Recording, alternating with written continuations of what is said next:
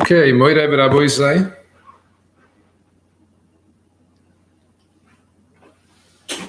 Welcome to the first lecture for alumni. Tonight's lecture is about relationships. Now, when I was asked to give this lecture,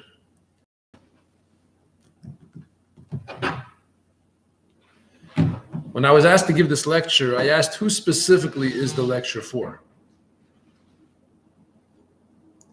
Is the lecture for married people?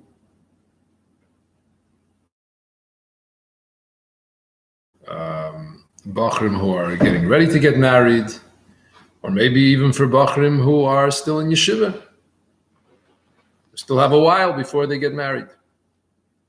And I decided to talk about relationships in general, and then down into three parts and have a little bit for each of these three groups. We'll have a little bit for Bachrim who are still in yeshiva, a little bit for Bachrim who are getting ready to get married, and a little bit for Jungalite who are already in a relationship. Any questions that you have during the shir, you're welcome to chat them, and we'll see if we can address them either during the lecture or at the end. Okay. Now, relationships is a very big problem. I think we can say that relationships is the problem of our time, or one of the biggest problems that we have nowadays. There's no time that people have felt more lonely than today. People crave relationships. They desire relationships more than anything else. And at the same time, they're more afraid of relationships than of anything else. Because relationships are really very scary, as we will soon discuss. This creates a paradox. Usually, if you want something, you go out and get it.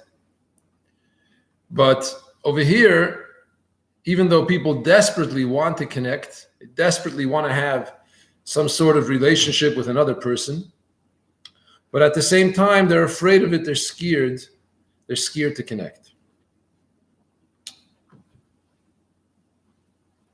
What is a relationship?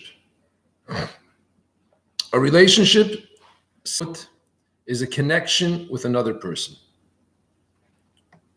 Or even more broadly, a connection with another being.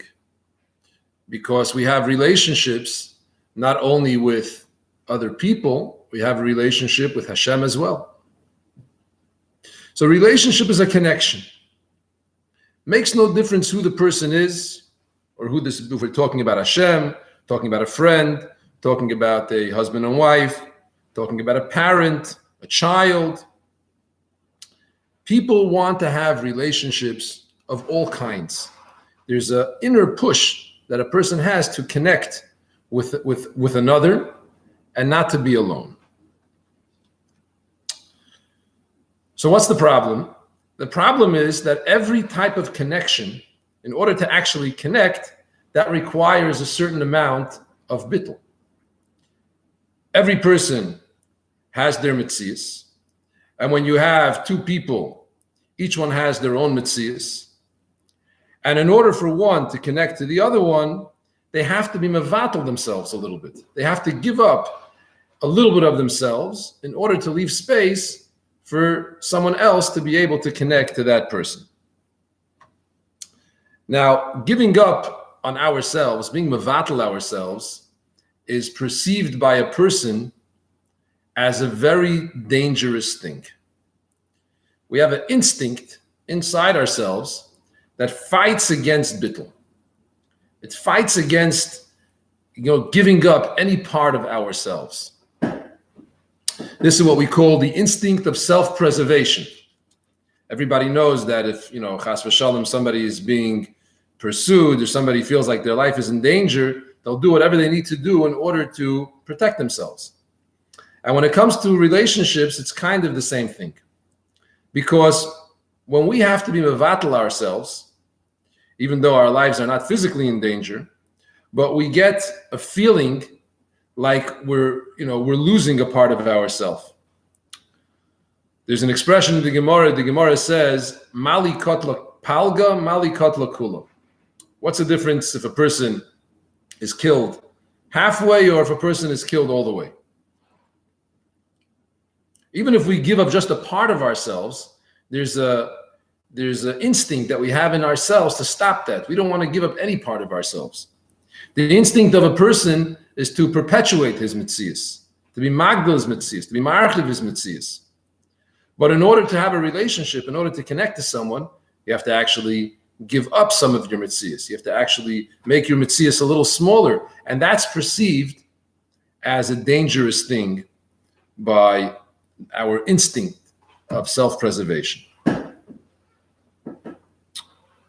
Now, when we talk about giving up or being mevatel ourselves, giving up a little bit of ourselves in order to connect to another person, we're not talking only or even mainly about the small inconveniences that are involved in a relationship. Obviously, for example, you have a husband and wife, they're married, there's certain things there's certain responsibilities that a person has when he's married, certain inconveniences, things that he just has to do, which he didn't have before he got married. Maybe before he got married, he didn't have to inform somebody whenever he's going out or where he's going to be and when he's coming back. And now he has this responsibility. He can't just go out without notifying his wife where he's going or where he is. It's important to notify. It's important to stay in touch. This is an inconvenience. But this inconvenience is small compared to the main difficulty. The main difficulty of connecting, the main difficulty of relationships is really the fact that we are allowing ourselves to become vulnerable to another person. To become vulnerable means that we're allowing ourselves to open up to the other person, which automatically allows for the possibility of rejection, that the other person will reject us. And there's nothing more painful than rejection. There's nothing that hurts us more than rejection. They say sticks and stones can break your bones, but names will never hurt you. That's not true. Sticks and stones can break your bones, but names can kill you.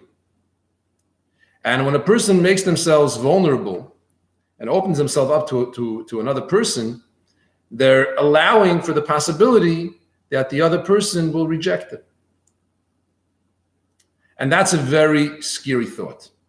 More than getting hurt physically, and more than the little inconveniences that we have when we get involved in a relationship, is the very, very real fear that the other person might not accept me, might say something that's going to hurt me. If I open myself up, I'm allowing for that possibility. And this is very, very dangerous. And so therefore, even though we have this desire to connect, a person has a natural desire. He doesn't want to be lonely. A person feels lonely, he feels upset, he feels uncomfortable.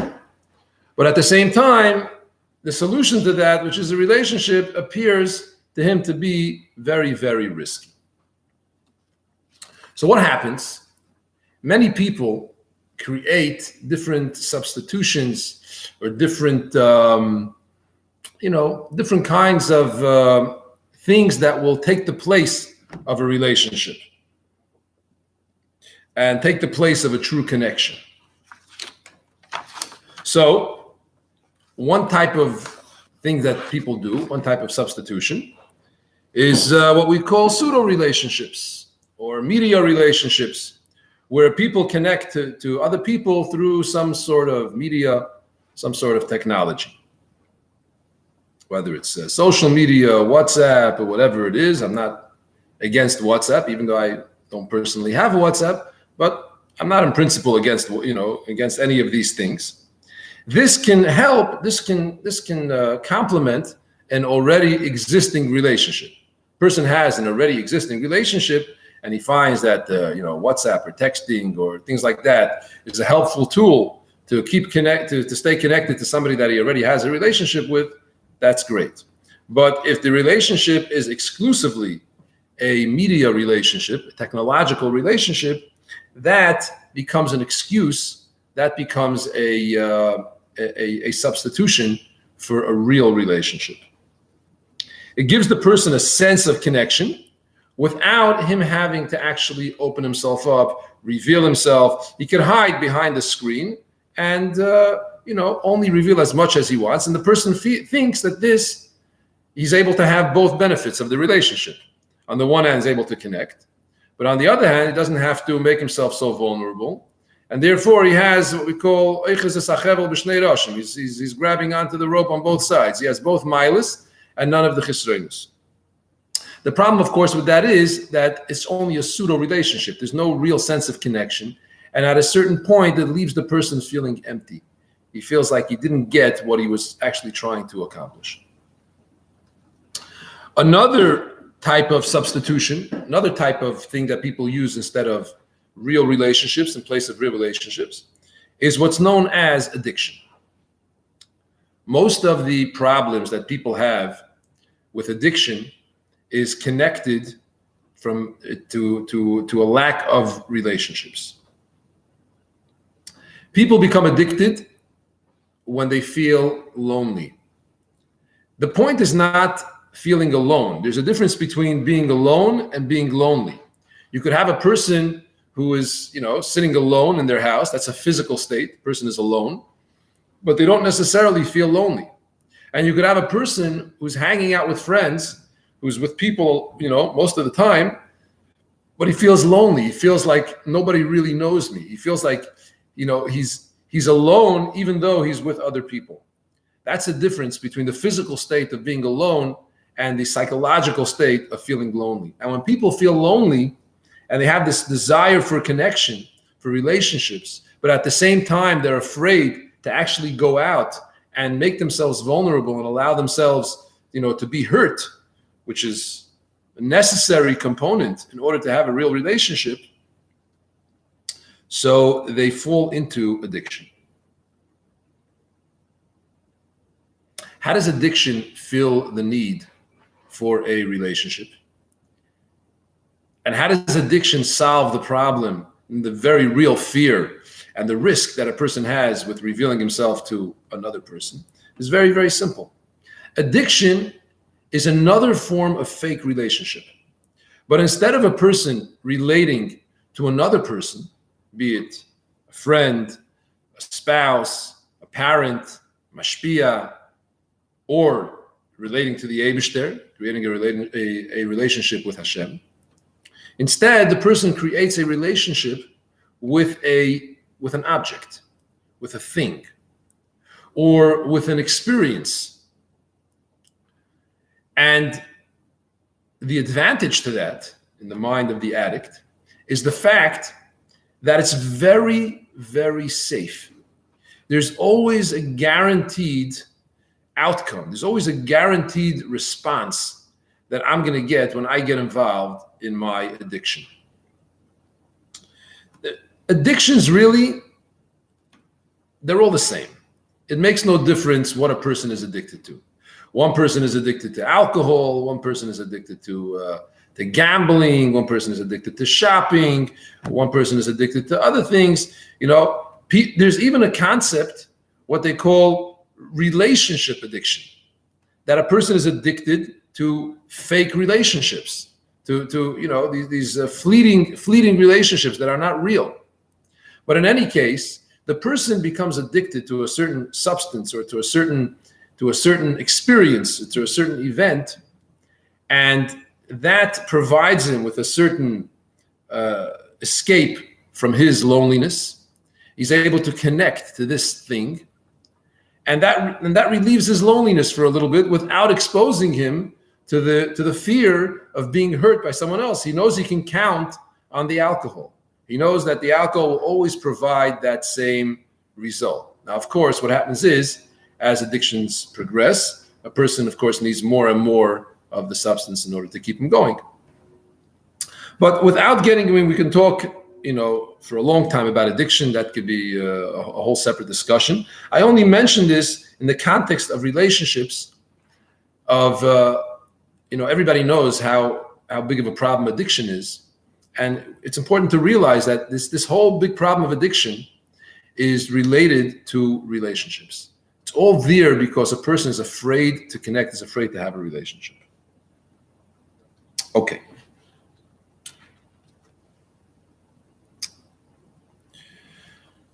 So we mentioned earlier that relationships require vulnerability, a person making themselves vulnerable, opening up, allowing for the other person to come in, to connect to the other person, which automatically allows for the possibility that the other person is not going to want to come in. Unlike addiction, which has a guaranteed response, people are not so reliable. We don't know how they're going to respond. They may like me, they may not like me. They may like me today and not like me tomorrow. And this is very, very frightening to a person. So what's necessary for this, what's necessary in order to enable relationships, is something known in Chassidus as bittul. We talk about it, we learn about it, many Maimorim about it. Bittul hayesh, bittul metzius. It's a very, very practical thing. And it's one of the most helpful things that you will ever use in your entire life. When a person is able to be mevatel himself, when a person is able to make himself vulnerable, in a word, he's able to have a satisfying relationship.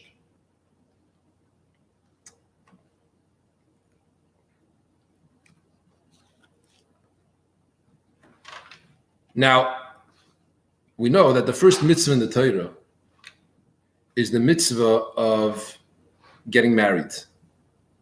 Kru Revu, which is connected to getting married. Right away in the beginning of the Torah, the Eibishter says, Loi toiv heyoisa adam levado. It's not good for man to be alone. It's not good for man to be alone. What's so terrible about man being alone? What's going to happen if Adam Rishon is alone? What's going to happen? He's not going to have somebody to make his breakfast. He's not going to have somebody to do his laundry. He's not going to have somebody to take care of him. No, that's not the problem. Rashi says, Rashi on the pasuk Loi toiv hayoisa adam levado explains that the problem is that all of the brios that the Eibishter created, all of them, he created Zachar and Nekeva, each one of them he created with a mate. And Adam Rishon was created without a mate. So it's possible that people will make a mistake that Adam is a god. And in order to avoid this problem, people shouldn't chas v'shalom be toya after Adam Rishon. So Loi toiv hayoisa adam levado. It's not good for man to be alone. Objectively, it's not good. It's not good for the world. It's not good in general for a person to be alone. Because creatures might think that he is a god. Now, and therefore, Esel Eliezer Kenegde, I'm going to make him a wife. Now he's going to be just like everybody else. It'll be a Zachar and a Nekeva of human beings as well. And nobody's going to make the mistake and think that Adam is a god. Now, this is the simple pshat in the Rashi. But on a deeper level, we can say perhaps that the one that the Eibishter is afraid of making a mistake is not, the animals that he created, that they're going to make a mistake and think that Adam is God. What the Eibishter is saying is that Adam himself might make a mistake and think that he is God. If Adam Rishon is there alone, he might think that he's God. So the Eibishter says, Esel Eliezer Kenegdoi, I'll make for him a wife, I'll give him a partner, and then he's going to already see that he's not God. He's going to need a little bit bittul. He's going to have to be mevatel himself. He's going to need a little bit what we call in Hebrew a little bit shifshuf, a little sanding down that he's going to get when he gets married. And therefore he'll figure out already that he's not a God. In other words, the whole inyan of marriage, the whole inyan of truth is any relationship, but here talking more about a person's primary relationship, the relationship that a person creates through his own choice, unlike a parent-child relationship, which a person is born into, or even a sibling relationship, or a person's own parents, etc. Those are all relationships that just happen. But the relationship that a person chooses to connect, he goes and he chooses a person to connect to. That primary relationship is has the most potential to be able to connect to create this aspect of bittul, which is necessary in the person. The whole Chassidus is built on bittul. The whole Yiddishkeit, according to Chassidus, is built on bittul. The Alter Rebbe in Perek Vav of Tanya explains that the whole Tzaddik Kedusha is a place where there's bittul, and the Tzaddik Klippa is where there's yeshes. This is what relationships is all about. Relationships is all about bittul. When a person has bittul, it's good for him not only beruchnis, but it's also good for him begashmis. And that's why in Yiddishkeit, marriage is not an option. It's not a choice, not a question, do I want to get married or do I not want to get married? In other cultures, they look at marriage is a bargain, which means a person has a choice. Do I get married or do I not get married? If I get married, then I'm making a bargain. I'm saying I'm giving up my freedom in order to get something else. It's a choice. If I don't want to give up my freedom, I could choose not to get married. In Yiddishkeit, there's no options. In Yiddishkeit, a person has to get married. Like the Mishnah says, the Gemara says, if a person hit 20 already and he's not yet married, the Gemara uses some strong expressions. Okay, so nowadays the minhag is that we wait a little longer. For whatever reason, it is what it is. But the point is that marriage is not the choice. Marriage is something that has to happen. That we choose who to get married, right? I mean, in our circles, it's not imposed on us who we're getting married to. But the fact that we have to get married, that's not something that either we want to or we don't want to. That's something which has to happen. And the reason for this is because the relationships are so important, and the bittul that comes along with it is so important. It's impossible for a person to reach where he has to reach without getting married. Okay, now as we mentioned in the beginning of the talk, that we're dealing over here with three groups really of alumni. We're dealing over here with people who are still in yeshiva, people who are getting ready to get married, and those of us who are already married. So let me address each of these groups individually, spend a couple of minutes with each one. And then at 8:45, there'll be some time for questions if anybody wants. The shir will finish at 8:45, and anybody who has questions can chat them, and I'll try to answer them. So we have, like we said, three types of people. The first group is the Bnei HaYeshiva, Bachrim in Yeshiva. By Bachrim in Yeshiva, their main relationship that they have is between themselves and the Eibishter, between themselves and their Mashpia, between themselves and their Chaverim. It's nice to say that they also have a relationship with their parents, but I don't know, how much that relationship plays a major role in a yeshiva bacher's life. I mean, hopefully it does. Usually once a person gets a little older, obviously when a person is younger, he has his relationship with his parents is very, very important. But also when a person gets older, they also usually rediscover their parents and refocus on that relationship. But when a bacher is a teenager and even 18, 19, 20, 21, the relationship with the parents is kind of like it's just not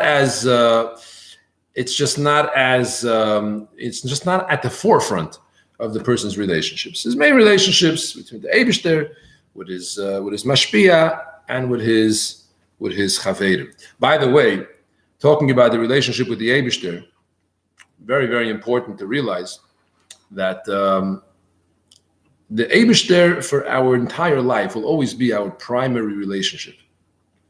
And even as we talk about, I mentioned earlier, I said that marriage is our primary relationship. That's our primary, maybe human relationship, but our primary relationship will always be with the Eibishter. And it's very, very important. I talk about this a lot to Chsanim. It's not a discussion for now, but it's very, very important that we realize this, that even our marriage, which is our primary human relationship, is always, always secondary to our relationship with the Eibishter. But getting back to Bachrim in Yeshiva. Bachrim in Yeshiva, when you're sitting and learning, it's not a time to talk about tachlis. It's not a time to think about, who you're going to get married to, etc. You have relationships with your chaverim. It's not as a limit to how open a person can be with his chaverim. Amol, back in the day, especially among Chassidim, there was a certain ava, there was a certain kesher that people had with each other. They were able to reveal what's really going on inside them, really open up to someone else, really, really connect. You had chaverim that were mamish, connected b'leiv nefesh. I forget who it was. One of the Chassidim who said that if Shlomo HaMelech was a Chassid, so then the mashal that he uses to describe the connection between the Eibishter and the Bnei Yisrael, which he uses a mashal in Shir Hashirim of a husband and wife, so he would use a mashal of two Chassidim, because that's the way it was. There was a connection that was even deeper than the connection between a husband and wife, and people were able to be open with each other and able to to open up. Nowadays, to find such a chaver that a person is able to be mamish completely open with is more difficult than it used to be, because everybody is everybody's scared. We're all walking around all scared. We're all frightened of the other person. But I'll call upon him. Hopefully everybody has a mashpia, and it's very important to be open with your mashpia. A lot of times it's easier to be open with somebody who's not your peer. You feel that the person is not going to judge you more as well. In other words, as much as your friend might judge you. So you're able to be more open with him. And it's important to take advantage of whatever type of whatever relationship you do have with your mashpia, and to really, really make the best of that and try to, connect in a real way. Otherwise, it's just a shame. In other words, if you feel that you can't really connect to your mashpia on an open way, then maybe it's a good idea to find a different mashpia, because it's very, very important to be able to connect to somebody. It's important if the issue is that the person has a hard time opening up in general. It's not about his mashpia. It's just that he has a hard time opening up. It's important to remember that yes, there is risk, like we spoke about earlier, in opening up, but, and this is an important point, the payoff is always worth it. If you're opening up and you're connecting to somebody and you're able to actually develop that connection and actually create a relationship, the payoff is always worth it. So that's, just a couple of words for the Bachrim who are still in Yeshiva. Bachrim who are a little bit older, who are getting ready to get married, maybe they're learning smicha, maybe they're in 770, maybe they finished smicha, whatever it is. Maybe they already started going out. I want to talk a little bit about one of the things that was put in the caption of today's shir, which is, what do I look for in a wife? What is a person supposed to look for when trying to decide, who is this person that I'm going to spend my primary human relationship with? So, even though we mentioned earlier that marriage is something which refines a person, and that loy toy v'yoysa adam levado, it's not good for a person to be alone, that the wife was put over there in order to create some shif, to sand down his rough edges, to create a little bit bittul. And in fact, I'll just say another interesting vort connected to that pasuk. The pasuk says, "Zacha ezer loy zacha kenegdei." If the person is zoiche, then his wife is a help. If not, then she is kenegdei. She opposes him. So one of the pshatim that I heard is that zacha could also be from the lashon of zichuch. A person is refined. A person is purified. If a person is zacha, if a person is uzgeedelt, if he's sanded down, if his ego is kept in check, he's zoch. So then Ezer, then there's no fight. There's no clash between him and his wife. And Ezer, Adarabah, she just helps. But loizach, if the person still needs some refinement, so then connected, then you have a clash. So even though, like we said, the relationship is there, it's necessary for the bittul, it's not pshat that a person has to seek out for a wife the person who's going to give him the hardest time. Somebody who's going to make it as difficult as possible. The process of marriage is difficult enough as it is.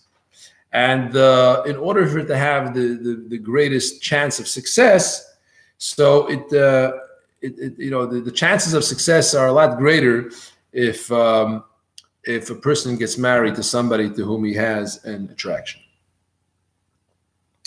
So, what does a person look for in a spouse? This is very important to understand, that there is no one thing that we can say that this is what you have to look for in a spouse. It depends on the person, and it depends on what the person considers to be the most important things. Now, as long as a bacher is in yeshiva, as long as a bacher is, growing up, and he's not yet ready to go out, he's not yet ready to get married. So he's developing his metzias, he's developing his outlook, he's developing, how he thinks, his worldview, what he thinks is important, etc.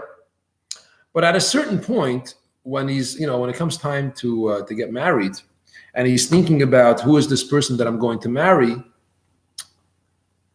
it's not a question anymore at this point of what I should want. It's a question of what I do want, right? At this point, hopefully, the person has learned enough chassidus. The person has, thought enough about important things to decide and to recognize what's important in his mind. But at the end of the day, whatever is important for him is important. And to tell him that those things are not important is not going to help him.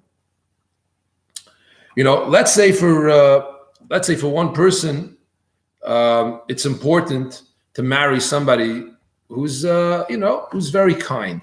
It's important for him. He wants to marry somebody who's just a very kind person.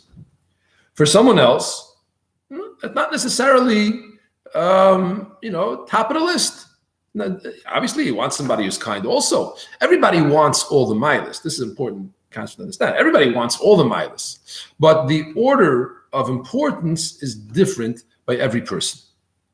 And so, b'meila, if one person decides that he wants somebody who's very nice, somebody else could say, listen, it's nice to have somebody who's nice, but that's not the most important thing for me. For me, I want somebody who's sharp, who's quick, who's with it, etc. Of course, they should be nice also, but the key word over here is also. For another person, it says, no, for somebody to be nice, quick, sharp, and everything is nice, but I mean, it's more important that the person be a kind person. Fine. So you have two people who have two different orders of importance, and it's who's to say that this person is right and this person is wrong? And the point is, even if we're going to say that this person is right and this person is wrong, it doesn't help us. Because in order for it to work, it's got to be what he feels comfortable with.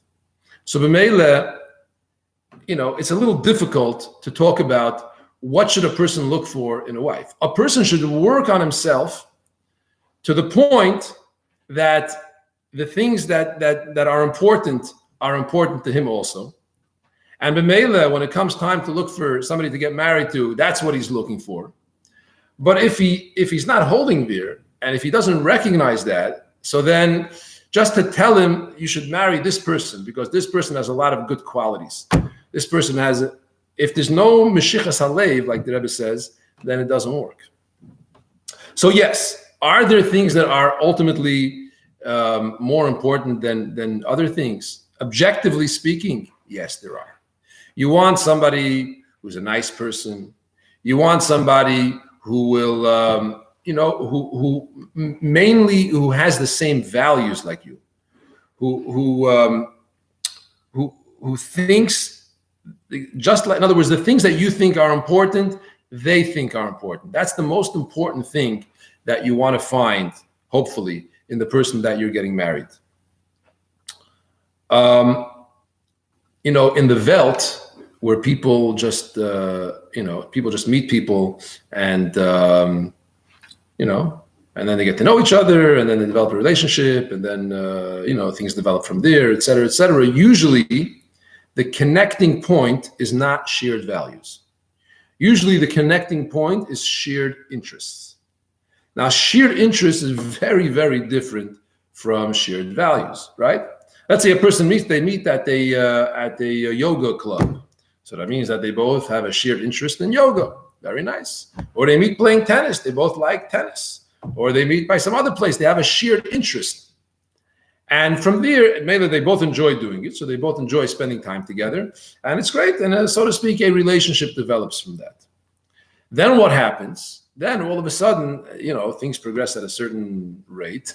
And then they want to get serious because, like we said, pseudo relationships at the end of the day doesn't cut it. People want to go deeper. People want to really connect. So then they start talking about getting married. And now all of a sudden, many times this big problem shows up that they realize that they don't really want the same things. They don't really have shared values. So shared interests, I'm not mevatel that. Don't misunderstand. It's very nice when you share an interest with your spouse. It's very geschmack. If you both enjoy doing something together, it's a lot of fun. It's great, and it enhances a relationship if the main thing is there, if you have shared values. But you can have a great relationship with just shared values, even if you don't have shared interests. But you cannot have a great relationship based only on shared interests. So you want to talk something, about what's important and what's not. Shared values is extremely, extremely important. And yes, like we said before, there are some qualities. A person is nice, a person is frum. All these things are important. But again, it's much more difficult to get into the pratim and each person's order of importance. What's more important? Is this more important? Is that more important? That depends on your values. And hopefully you find somebody who shares the same values. And you connect. Derech Agav, once we're on the subject, we mentioned Meshichas Halev, to translate that loosely as attraction. I just want to say a couple of words about Meshichas Halev, about attraction. People, they hear the word Meshichas Halev, they hear the word attraction, they think that means that you have to be completely head over heels in love in order to get engaged, in order to get married. It's nice, I'm sure that there are some people that they meet somebody and they just fall head over heels in love, and what they call love at first sight, and that's fine. That's not a bad thing. If that's what happens, then it's great. But there are people who have equally as good marriages, if not better. I'm not saying necessarily better, but certainly no worse, just as good marriages, that they didn't start off necessarily that they were head over heels in love. There was a certain level of feeling comfortable. There was a certain level of enjoying the other person's company, feeling good with the other person. And that developed over time, and even more so after they got married, until, full-blown love and connection between the husband and wife. So Meshichas Halev doesn't necessarily mean, seeing stars and fireworks and everything. Meshichas Halev means, the way I interpret it, feeling comfortable in the other person's presence. When I'm sitting with the other person, I feel good. I feel comfortable. I feel like I can be myself, which is really what relationships is all about, right? It's really revealing, opening up, and showing the other person who I am. And that's what you really want from a relationship. You want to be able to open up, which is to connect. And if you feel comfortable in the other person's presence, if you feel like you can really show the other person who you are, you can really be yourself, then that is Meshichas Halev. That's a certain. The Rebbe actually in one of his letters writes, the lashon Meshichas Halev comes from the Rebbe. The Rebbe writes that in order to get married, there has to be Meshichas Halev or Yal Kol Ponim Tikva Lazeh. The Rebbe says you can have, a person can get married even if there's a slightly less than Meshichas Halev. If there's a hope to that, there's an expectation that there, if things move along, there will be a Meshichas Halev. But Al Koponim, just to, kill the myth that a person has to be head over heels in love, etc., in order to get engaged, it's not true. Now, there has to be some sort of good feeling, no question about that. It's important. That's what we call Meshichas Halev. But it doesn't have to. Person, doesn't have to imagine that it's something, out of this world. That will come. Those feelings, if the relationship develops and the person invests in the relationship, those feelings will come, and they will also pass, and then they will come back, and then they will pass, and then that's life, right? But it doesn't have to be there necessarily right in the beginning in order to be able to make that commitment, to be able to make that jump. Now, let's move on to people who are already married. Okay, so once you're married, it's already a whole different ballgame. So now you're married already. Now there is, there's already a relationship in place. So now all of this talk that we spoke about, Meshichas Halev, spoke about attraction and all that kind of stuff, that's all good talk for before the marriage. But once you're married, you can take all that stuff and throw it out the window. Because right now, it makes no difference if I have Meshichas Halev or if I don't have Meshichas Halev. Because either way, I'm going to have to act in a specific way. Now, I don't mean to, to sound cynical. A person shouldn't, don't take me in that way. I'm the last person to be cynical about marriage. I think marriage is a wonderful thing, and everybody should get married, and it's great. But the point is that, in other words, when I'm saying that Meshichas Halev and all those things don't matter, I mean that ultimately they don't matter. In other words, yes, of course you want to have good feelings in marriage, and it's important to have good feelings in marriage. But on a day-to-day, on a moment-to-moment, living your life, it doesn't matter from one moment to the next if I have Meshichas Halev or if I don't have Meshichas Halev, because now I'm in the marriage, and now this is what the whole thing is for this zichuch, for this loy toiva yosa adam levade, for this zacha, is especially in those moments where maybe there's not Meshichas Halev. In other words, this is exactly what we're talking about. That a person gets married, and he doesn't have Meshichas Halev, and he's still going to treat his wife in the proper way, and he's still going to be nice to her, and he's still going to talk to her with respect, etc., etc. So after marriage, you could take everything that you heard before marriage about what kind of a person you're looking for and what kind of a person you want to marry, etc., and throw that all out the window. Because right now it doesn't matter. Right now you're married. And now you have to give yourself over, you have to dedicate yourself all the way to this bittul that we were talking about before, to this relationship, to this scary thing which is known as a relationship. You have to make room for the other person, you have to, there's a certain amount of vulnerability, etc., etc. Now, I know people get worried when they hear the word bittul. They think that bittul means that, I'm going to make myself into a shmata and, let somebody take advantage of me, and who knows what's going to happen. Okay, so first of all, if you're worried that you married somebody who's going to take advantage of you, I mean, seriously, what were you thinking, right? I mean, you're looking for, hopefully you got married to somebody that you trust them at least enough that they're not looking to take advantage of you, right? So don't be so scared of that. But the second point is that bittul is not about becoming a shmata. Bittul is just about a person keeping his ego in check. It's just about keeping your ego in check and putting your wife's needs ahead of your needs. Now, this has nothing to do with being a shmata. Being a shmata is when a person doesn't have respect, when a person is disrespected. And the reason that people become disrespected is not because they're mevatel themselves for someone else. Putting yourself aside for someone else, respecting somebody else, giving somebody else kavod, does not make you into a shmata. Not acting the way you should, right? Not conducting yourself the way that a husband should, that makes you lose respect. And when a person doesn't have respect, then sometimes he gets treated like a shmata. But when a person respects his wife, when a person, is mevatel himself and puts his wife's needs ahead of his, like the Rambam says, the words of the Rambam, mechabdo yoser migufoy, he doesn't become a shmata. In fact, just the opposite happens, like it says in Pirkei Avos. You're mechabed other people, they'll be mechabed you. Now, if a person is busy worried about his mitzias, he's busy worried about preserving his mitzias, and therefore he acts in the relationship in a way that's contrary to the relationship, he's not acting the way he should, that's how he loses respect. Then take, he gets treated like a shmata, because he's not doing what he's supposed to do.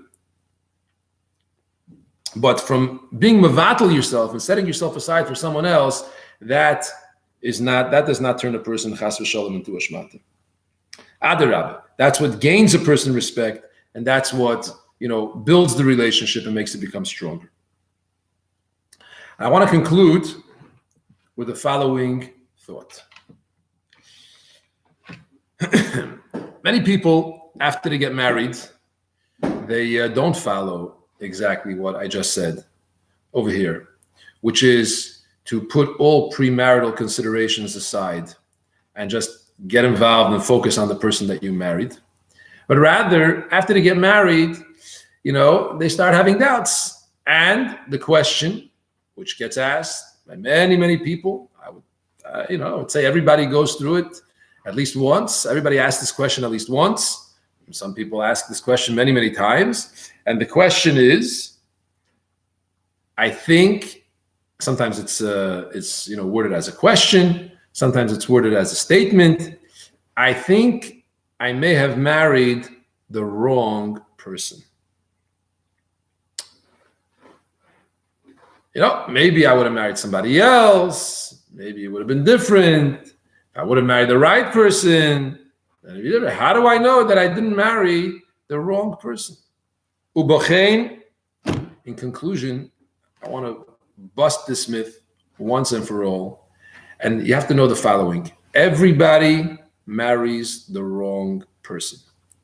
If you have been listening to anything that we've been talking about in the last 48 minutes, then you know that relationships is all about connecting to somebody that it's not necessarily easy to do. Everybody marries the wrong person. What would be considered the right person? The right person would be considered somebody who always responds in the way that I want them to respond, who always, treats me the way that I want to be treated. A person who wants to be married to the right person, that's a person he's looking to be addicted. He wants that substance to always provide that predictable result. People don't provide predictable results. People are unpredictable. People are difficult. It's very, very difficult to deal with people. And everybody marries the wrong person. So, Hatzlacha Rabba, everybody. I wish everybody much success and arichas yamim v'shanim tevis with the wrong person. And you don't have to marry the right person. You just have to invest and work hard in your relationship. And then that person becomes not just the right person, that person becomes the perfect person for you. Because you're able to connect on a way that goes beyond anything that you've ever been able to imagine. And as difficult as relationships are, and they are very, very, very difficult, there is no greater payoff a person can get than from anything than what he can get from relationships. This applies to all relationships. Obviously, relationship between a person and the Eibishter, relationship between parents, relationships that you have with your children, with your chaverim. The more you invest in a relationship, you always give back your flying with the Shia, but especially in the relationship that a person has with his wife. You invest, you work hard, and like I always tell the Chsanim, it's going to be harder than you ever imagined, but the payoff is be'ein aroich, to what you could ever dream of. So Atzlacha Rabbe. If anybody has any questions, you're welcome to post them on the chat. We'll wait for a minute or two, and then we'll sign off. Okay, Mendy Flamer. If you're saying in marriage there are going to be ups and downs, how do I make sure to use those downs to make my relationship stronger? Okay, so actually, let me reiterate a nakuda that I mentioned earlier. It's specifically the downs that make the relationship stronger. The ups are the outcome of the strengthening of the relationship in the times of the downs. In other words, when things are down and I nevertheless push myself and in other words, that's when the bittul takes place. The up is the result of the bittul. That's the outcome, right? I was mad to myself. Therefore, now we're able to connect, and now, wow, something amazing happened. The combustion. All of a sudden, the flame shoots up. But that's the result of working on the downs. So how you make sure to use the downs to make your relationship stronger is pashut, what we call iskafia. In other words, a person doesn't want to do something and he does it anyway. In the words of the Rebbe Rashab was describing iskafia. He says, what's iskafia? Iskafia is a person tells himself, du willst take is nit. You want this? You really want it? You're not going to get it, right? That can be used in the positive also. Or in the negative. You really want to say this thing to your wife. You really want to make this biting comment. You really want to just, because she deserves it. Don't do it. You really don't want to give her a compliment right now about whatever because, you're just not feeling it. Do it. And that's how it works. I hope that clarifies it. Yosefus, following up your point regarding becoming the person you want to attract. Is a person ever not ready to get married? Okay. Is a person ever not ready to get married? Well, let's put it this way.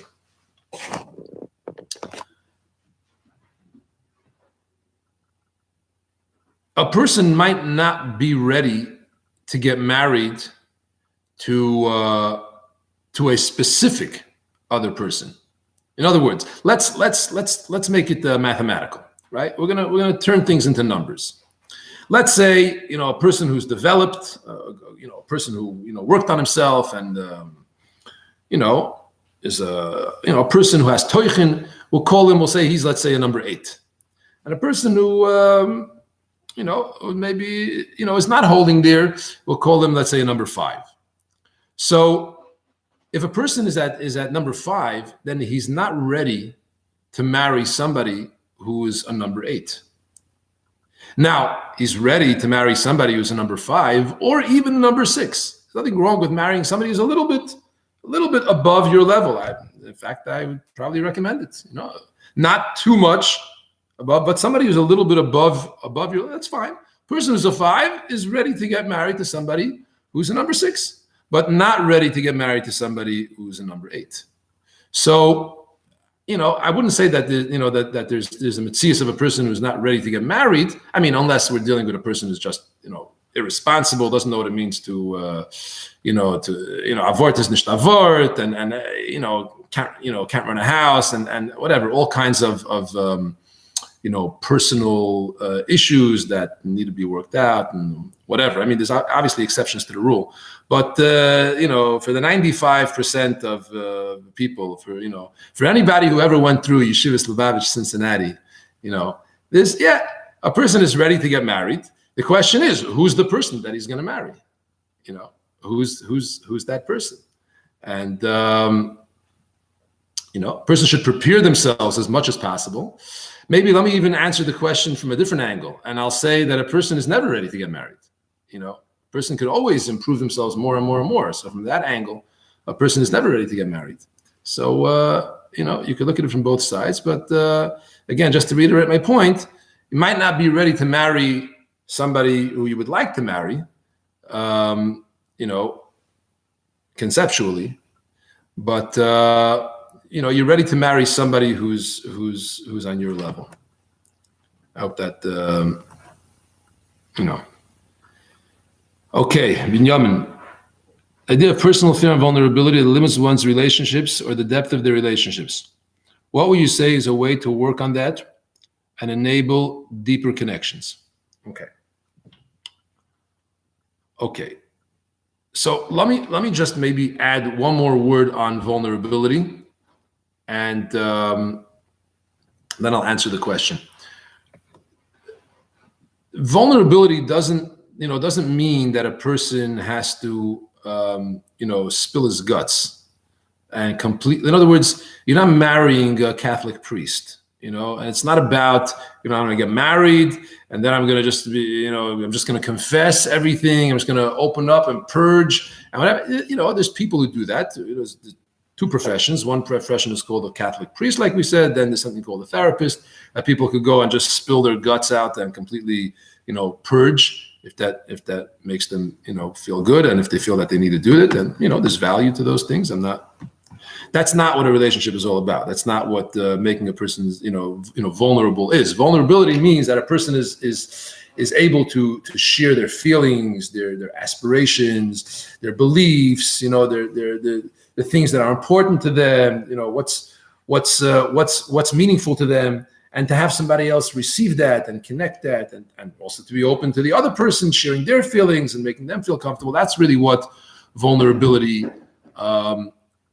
is. So, the personal fear, you wrote over here, personal fear and vulnerability. In other words, a fear of being vulnerable that limits a person's relationships.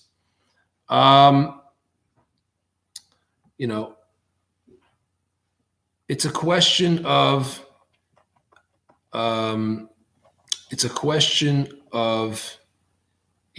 not taking myself so seriously. It's a question of basically the nekudas that we spoke about, the idea of bittul, which includes the fact that, at the end of the day, I'm not the center of the universe. And if something happens to me, or if something happens to my metzius, let's put it that way, something happens to my metzius, it's okay. I'm not going to fall apart. I'll be able to bounce back from that. It's okay.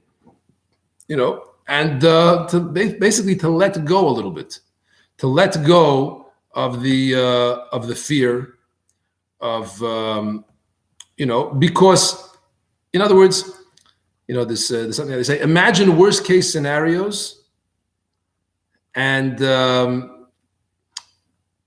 usually it's not worst case scenario. So worst case scenario, I'm going to open myself up, and what's going to happen? The person is going to reject myself. No. If I'm so tied up in my metzius and that happens, it's terrible. What's going to happen? I'm going to fall apart. But if I don't take myself so seriously, no.